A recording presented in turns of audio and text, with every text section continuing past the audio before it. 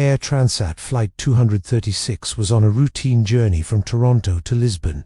It was just past midnight, and the Airbus A330 was cruising smoothly at 39,000 feet, over the vast darkness of the Atlantic Ocean. For the two pilots in the cockpit, everything felt normal. This was the kind of night flight they had handled countless times before. But hidden within the aircraft was a problem that, in a matter of moments, would turn the situation into a life-or-death struggle.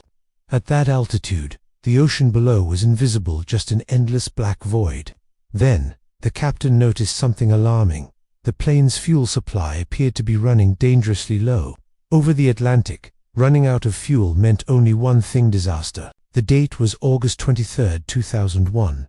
Earlier that evening, at Toronto Pearson Airport, preparations for Flight 236 had gone as planned. The 7-hour non-stop journey required 48 metric tons of fuel, which was duly loaded before passengers boarded. At 9 p.m. local time, 293 passengers and 13 crew members, including 2 experienced pilots, settled in for the flight. Captain Robert Piché was a seasoned aviator with over 16,000 flight hours. His first officer, 28-year-old Dirk Dejager, had logged 5,000 hours, including 400 in the same A330 model. The aircraft itself was only 2 years old, equipped with the latest technology of its time. There was no shortage of skill in the cockpit, and no reason to suspect mechanical trouble. After takeoff, the A330 climbed steadily, setting course over the Atlantic toward Portugal.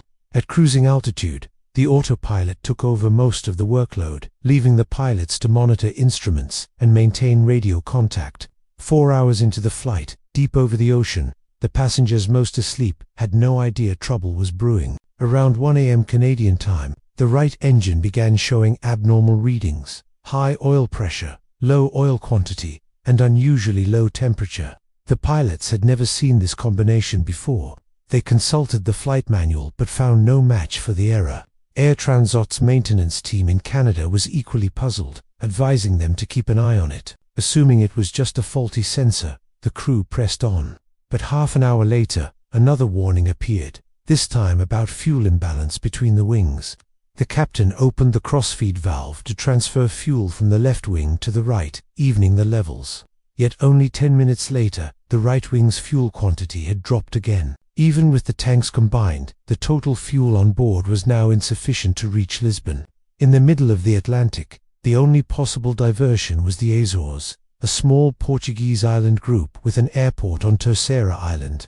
The captain notified Santa Maria Air Traffic Control of the emergency. The aircraft still had 7 tons of fuel left, just 6% of its total capacity, and it was disappearing fast.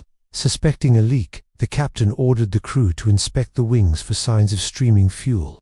In the darkness, nothing was visible, but the gauges told the truth. 1 ton of fuel was vanishing every 5 minutes. The situation had turned critical. Soon after, the right engine failed completely and caught fire.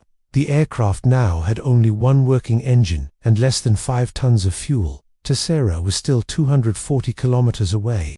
Emergency crews at the airport prepared for the worst. Moments later, the unthinkable happened. The remaining engine, pushed to its limits, flamed out. Flight 236 was now a glider, 30,000 feet above the Atlantic, with no power. The sudden silence in the cabin was terrifying. Without the engines, electrical systems failed, leaving the interior in darkness, except for the cockpit's essential instruments, powered by the plane's emergency turbine.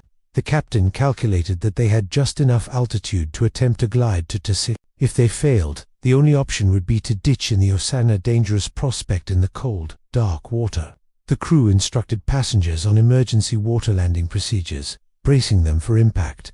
As the island came into view, the aircraft was still too high.